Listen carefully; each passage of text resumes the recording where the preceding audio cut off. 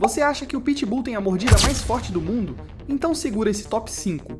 Quinto, Tosa Inu. Mordida 390 kg, o lutador silencioso do Japão. Quarto, Alabai.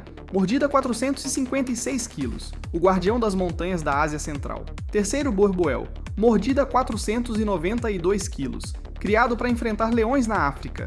Segundo, Canicorso, mordida 492 kg, descendente dos cães de guerra romanos. Primeiro, Cangal, mordida 522 kg, o rei absoluto das mordidas. Qual desses monstros você teria coragem de encarar? Comenta aí o seu favorito.